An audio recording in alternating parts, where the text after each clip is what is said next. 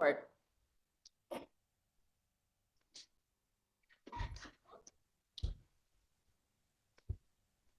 Thank you all very much. Please be seated.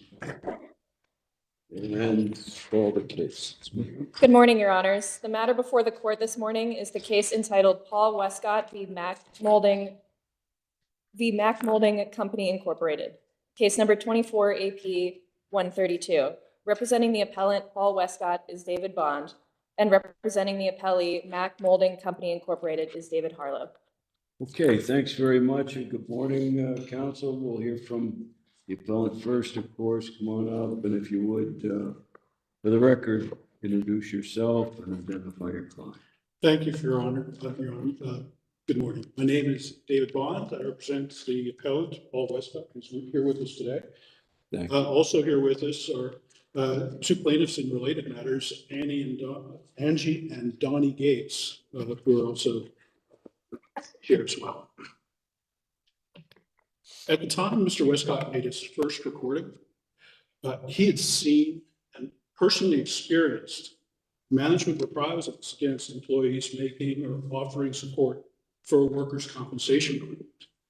When Mr. Westcott brought these actions to the attention of human resources, the managers lied about what had gone down, and human resources accepted them at their word. Mr. Westcott was also aware of the fact that Mack's policies were not being applied in an even-handed manner. For instance, Angie Gates was denied light-duty work assignments after sustaining an injury that Mack claimed was not work-related. Yet, Mr. Westcott had previously himself been assigned light duty following his return from non-work-related injury. Against the backdrop of this retaliation, Mack was bringing against Angie's friends and supporters for more than 2 years. Mr. Westcott developed knee problems that he believed to be work-related. Accordingly, Mack scheduled an appointment with the company doctor and human resources. And Mr. Westcott determined ahead of time to record that meeting so that he would have an impartial witness, as he described it. And that meeting, transcription of the meeting is available at 2 PC from 312 to 66.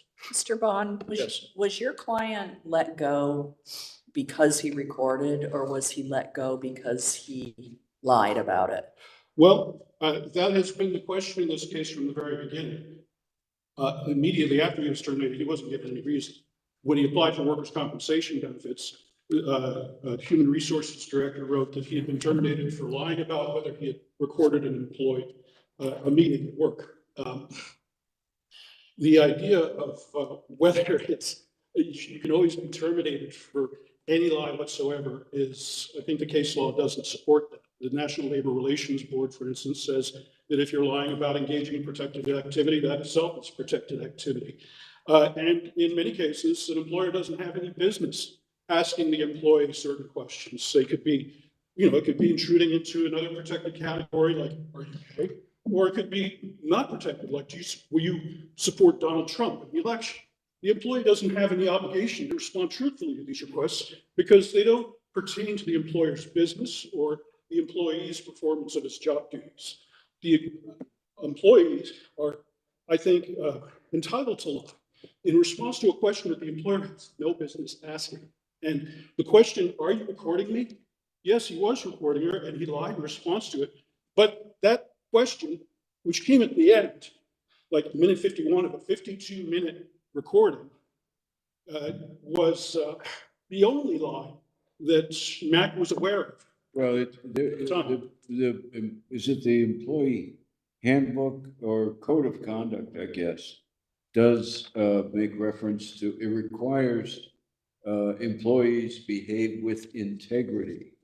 Does he use the word lie, or do you argue that lying is not part of the word that is used here? Well, an employee acting with integrity is an employee acting within the scope of his job responsibilities. And if you're getting beyond something that's properly within the ambit of what the employer may be inquiring about, then he's entitled to lie about. a direct question like, are you going to support Donald Trump? He doesn't have to respond one way or the other to that, but he can also say yes, even if he's not, just to placate his employer or his manager, whoever the case may be. Doesn't the code of conduct also prohibit disloyal and dishonest conduct? And Right. is it lying, dishonest conduct? Well, no, not if it's in furtherance of engaging in protected activity. And the recording here actually did uncover inconsistent application of the employer's own work rules, where the doctor in the recording, you'll see it himself, said, no, I don't think this is a work-related injury, but I'm going to give you a light duty assignment, which he was from September 2018 until his operation in late January 2019. So Mr. Bond, I want to get back to the lying issue raised by my colleagues on the bench. In your briefing, you do not dispute, is that correct, that your client was terminated by the employer for lying? It's not, Well, I don't see that in your briefing that you're disputing that. Well, it's kind of a complicated question, actually, because, well, we can't, for one thing, know exactly what's going through the employer's mind. But lying about engaging in protected activity is going to be itself protected under NLRB and related case law. So when we get to, I'd like to move on to the issue of preemption, if I can. Can we just go back to that one issue involving, doesn't an employer have a right to trust its employees, and doesn't that undermine that trust?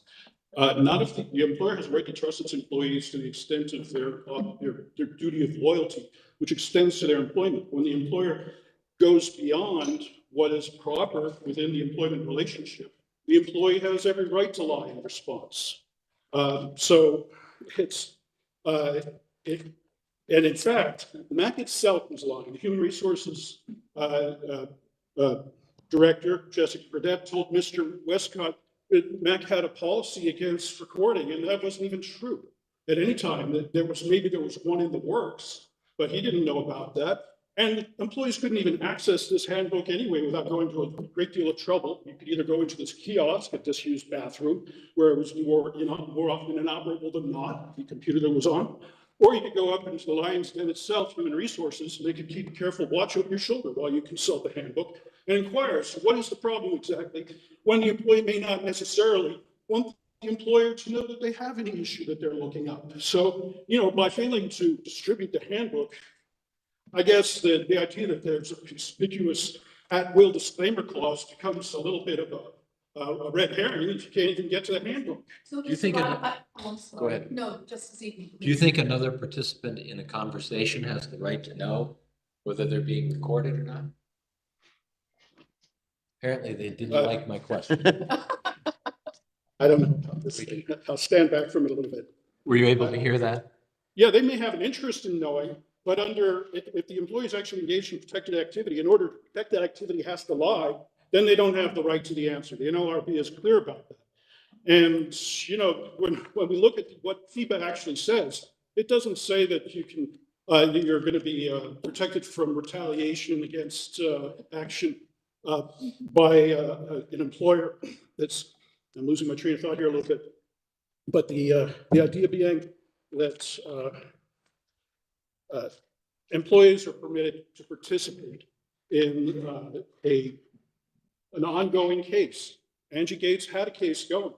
Mr. Westcott provided a recording of that meeting that he had with management to Ms. Gates's attorneys, and for whatever reasons. On that federal statute, aren't you supposed to file some notice with them within a certain period of time to make that allegation? Federal statute, which federal statute?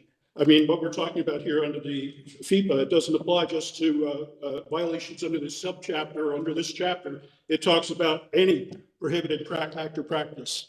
So it sweeps up that. So getting to the issue of preemption, if I can, I think Lingle versus Magic Chef makes it pretty clear, because that was a case of workers' compensation retaliation. That case makes it abundantly clear that no, those claims are not preempted. And while Mack has seized on the idea of, there was a collective bargaining agreement in that case and there wasn't here, they don't explain why that distinction makes any difference. So the notion that Mr. Westcott needed to go off to the NLRA or maybe off to the EEOC or wherever you may be thinking about, there was no administrative agency here under FIPA. You can go straight to court. You don't have to go to the Human Rights Mr. Commission. Vaughn, I want to get back to the participation clause that you just raised in FIPA. Is it ambiguous?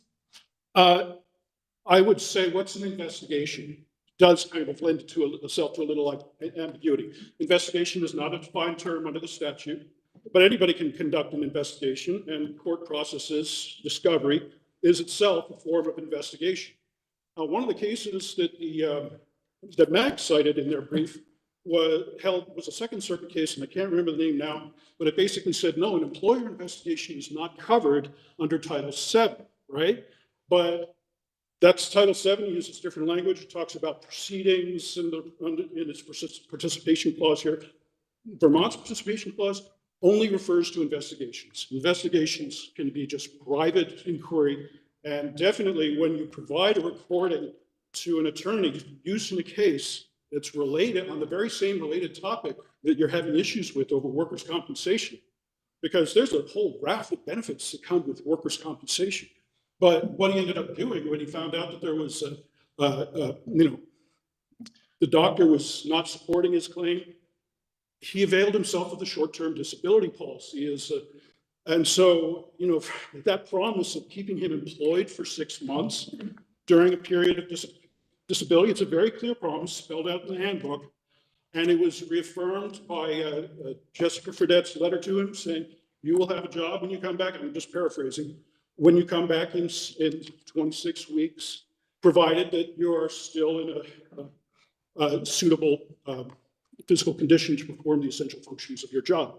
So, this period had not yet expired, but they still went ahead and fired him without explanation, except that, he subsequently found out later he'd been fired for lying in violation of a policy that's a recording policy that doesn't exist or didn't at the time. And a policy against lying, which only talks about falsification of documents or and doesn't address lying specifically. It talks about categories of misrepresentation or false statements, and not just the entire. It doesn't go across the entire gamut of what could be possible in terms of a lie. So the protections of the National Labor Relations Act, it didn't even become clear to Mr. Westcott until he'd already well been fired. And he was at a point where, it was really as if the employer had raised it as an affirmative defense. Here's a policy against lying. Here's a policy against recording. Well, those policies are illegal under the National Labor Relations Act. And so, we're not going to be bringing a claim under the National Labor Relations Act because this is not a claim about unionization. It's not the main just the main focus of that act. It's about being retaliated against for your workers attempting to support a coworker who was. How was he attempting to support a coworker when he recorded his doctor? Right. Well, he was going in there to have a conversation about the benefits that would be available to him in the event that he was out of work for a period of time. So statements made by the employer in terms of the benefits that were available to him, and in fact, the doctor putting him on light duty for a period of like 4 months. So I'm running out of time. But the light. Trying to remember where I was at. On the retaliation part of it? Yeah, so he had already experienced about a year's worth of retaliation from the time when he wrote in May 2016 a letter in support of Angie Gates's workers' compensation claim. For a period of roughly a year, as we've laid out in our brief, and especially in the reply brief, he was subjected to a bunch of shenanigans by management that he attempted to bring to HR, but all of his complaints were rejected. Things seemed to blow over after about a year. He hadn't made any further statements of support, and they seemed to move on. He started going back to his good performance evaluations, excellent performance evaluations that he always got, as opposed to like a year worth of kind of just barely satisfactory. So now he's experienced this retaliation. We're not making a claim for anything that happened in 2016, but it sets the scene for his mindset, why he went in there reporting, because they're telling him something different than what they're telling Angie Gates. And the inconsistent application of employer rules is a legitimate concern for employees engaged in the collective action for their mutual aid and protection. So I think I may get out of time. I didn't see the solid light come on. All right. All right, thank you. Thank you very much. We'll hear from the appellee. Please, counsel, identify yourself and your client. Thank you, Your Honor. My name is David Harlow with Downs Rackland Martin, and I represent the appellee in this case, Mack Molding Company, Inc. Thank you. Your Honors, the Superior Court got it right.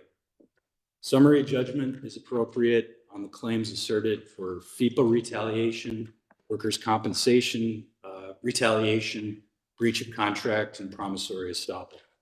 I'd like to begin by addressing the FIPA retaliation claim first. The parties cross. Yes, Justice. The retaliation claim that you're referring to in FIPA is incorporated by reference into our WCA, correct? The WCA does incorporate by reference the mechanisms of FIPA. Yes, Right, sir. okay, thank you. Of course. The parties cross-filed motions for summary judgment on the FIPA retaliation claim. And the reason for Mr. Westcott's termination was undisputed in the cross-summary judgment motion briefing. Mack terminated Mr. Westcott's employment for, quote, lying to the human resources director about a conversation that he recorded of her, and he continued to record her after she expressly informed him not to do so. Both parties argued that judgment as a matter of law was appropriate. The question is, whose position does the law support? Mack advocates that there are two clear reasons to affirm summary judgment here. The first is that there is no protected activity under the applicable statute, in this case FIPA. Secretly recording others at work and particularly obtaining such recordings by active deception is not an activity that Vermont law under FIPA protects. Therefore, Mr. Westcott's unable to establish a prima facie case of retaliation under the statute. Wouldn't that be a question of fact, Mr. Harlow? That a question of fact for the jury to decide and not a question of law for the court to decide in summary judgment? In this particular instance, no, because Was not an undisputed fact? it was the fact that Mr. Westcott recorded and lied about it was undisputed.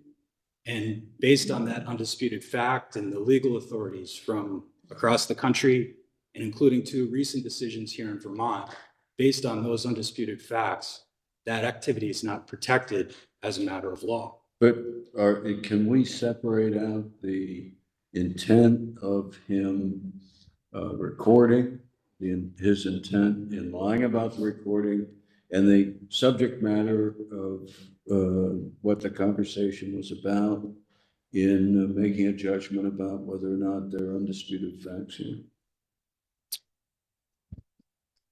If I understand the question correctly, it's whether the court should look beyond the undisputed fact that he recorded and lied about it. Yeah, I didn't use the word beyond, but from an advocacy point of view, I can understand you putting it that way. It seems to me that there is bundled, as I think the appellant is arguing, into his intent to record more than the other facts that we should be accounting for in a decision where we review the trial court's order on summary judgment. Your Honor, the fundamental activity which takes Mr. Westcott's conduct out of the protective zone of FIPA is actively engaging in dishonesty to his employer and secretly recording that employer. Those two facts are undisputed. And to understand why that's not protected, one has to consider, what does protected activity really look like? These anti-discrimination statutes are designed to encourage employees to speak up against discriminatory practices at work.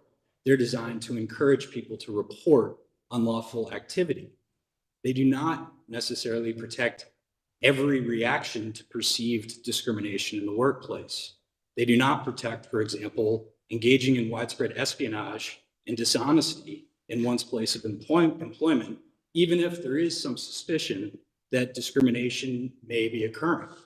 And that legal distinction is supported by the authorities that have been cited by appellant in its brief. And it's the reason that the trial court determined that as a matter of law, based on those undisputed facts, there was no protected activity.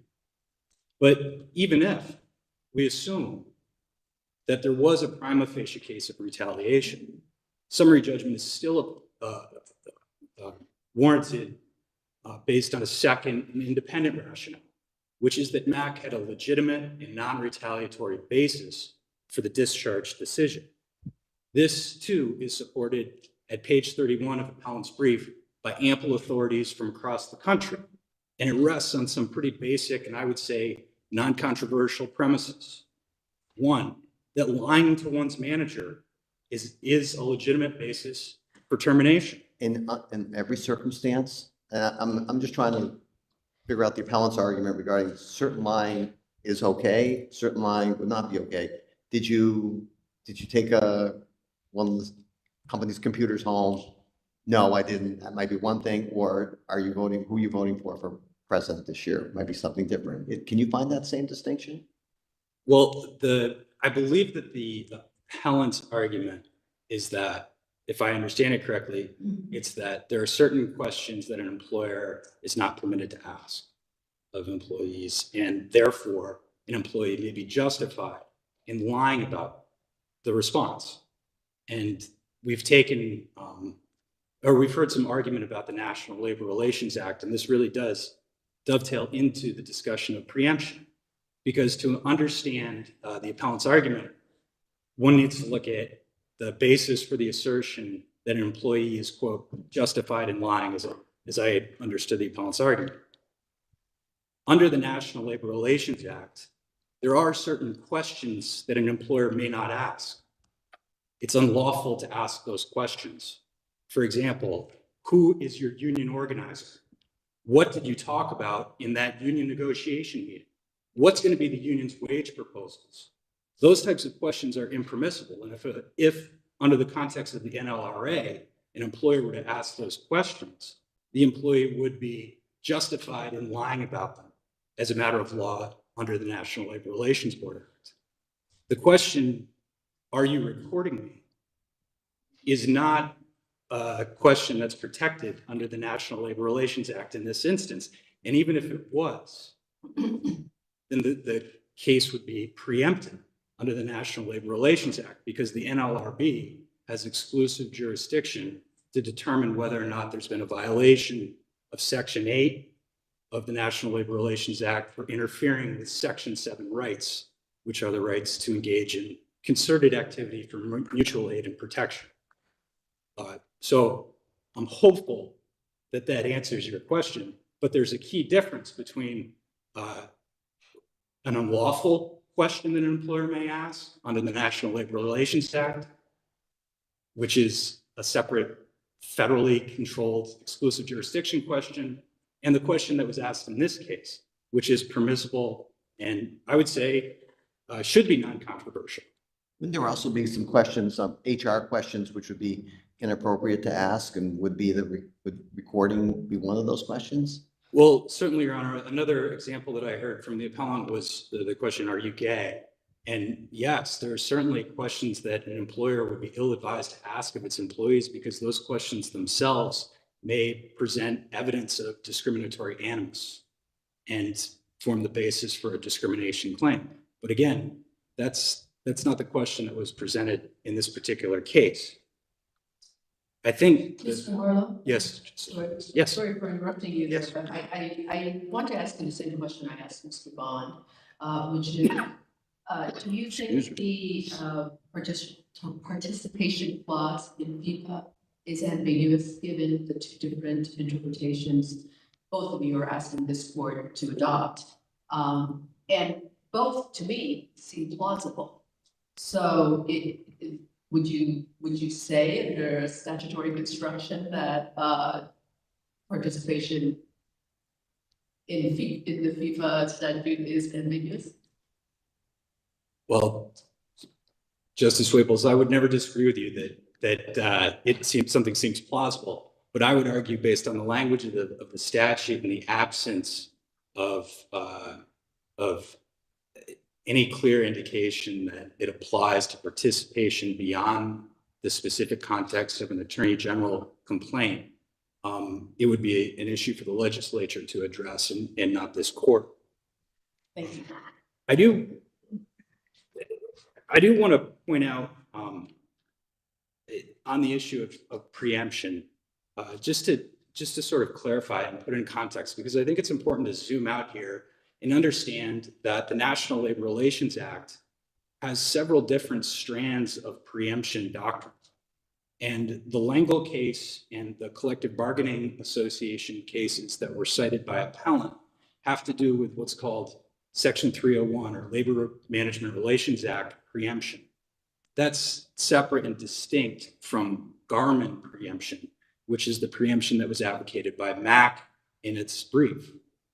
Briefly, Section 301 preemption is a preemption doctrine that centers around interpretation of collective bargaining agreements, which is within the exclusive domain of the federal courts.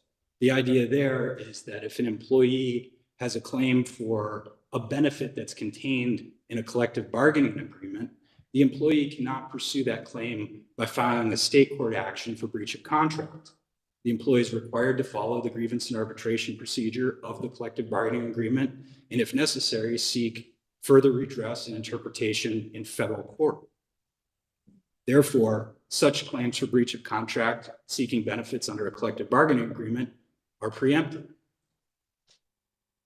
Garmin preemption, which is the preemption doctrine that Mack is advocating here, is separate. Garmin preemption deals with the exclusive and primary jurisdiction of the National Labor Relations Board to address and respond to allegations of unfair labor practices, which are violations of Section 8 of the Act, include for a variety of different reasons. It doesn't have to necessarily be a unionized employer. Section 8 claims can arise at any employer, any private employer, provided that there's been an interference with, a restraint, or a coercion of an employee's Section 7 rights. Section 7 is the specific statutory protection for employees who band together and engage in protected concerted activities for their mutual aid and protection. The Garmin preemption doctrine applies to the claim as it's been advocated by the appellant here, because what the appellant is arguing is basically a claim for retaliation under FIPA supported by protected activity under the National Labor Relations Act. Now, just as a matter of logic, one cannot pursue a FIPA retaliation claim based on protected activity under the National Labor Relations Act. But as a matter of federal preemption, one cannot ask this court to determine whether there's been protected concerted activity or an interference with that right through the guise of a state law cause of action. And for that reason, as it's been advocated on appeal, the claim is subject to Garmin preemption principles. I do also want to briefly address the Workers' Compensation Act claim, which I believe is predicated on a 2016 letter that Mr. Westcott wrote regarding Ms. Gates's workplace injury or alleged workplace injury. That letter occurred 3 years prior to Mr. Westcott's termination. He had also sought workers' compensation benefits in 2008 and 2010. This temporal gap between asserting rights under the Workers' Compensation Act and his ultimate 2019 termination breaks any causal nexus that may be asserted in support of a retaliation claim under the Workers' Compensation statute. And Finally, Your Honors, I would like to address the breach of contract and promissory estoppel claims as well. Let's start with the basic premise that in Vermont, employees are presumed to be at-will employees. The plaintiff, or the appellant in this case, has the obligation to demonstrate that that presumed at-will employment relationship has been altered by a contractual promise of continued employment. There's simply no evidence to support that allegation here. And that was made clear in summary judgment briefing and confirmed by the trial court in its decision. Thank you, Your Honors. Okay, thank you very much. Your time has expired. Does the appellant have any time left? Appellant has 33 seconds remaining. Okay, counsel. I'll do my best. The promissory estoppel claim, and cases of promissory estoppel, you have to show detrimental reliance. You gave up something. Mr. Westcott gave up a workers' compensation claim to avail himself of the benefits that Mack was providing in the short-term disability policy. Benefits that were much more limited than what would have been available to him under workers' compensation. So also what I heard my worthy adversary talking about were a lot of cases that were decided under the opposition clause. We're talking about the participation clause, which is, as under Title VII, courts have declared it to be vastly broader than the opposition clause. Okay, thank you very much. Your time has expired. Please call a conclusion of the hearing. The next hearing for the court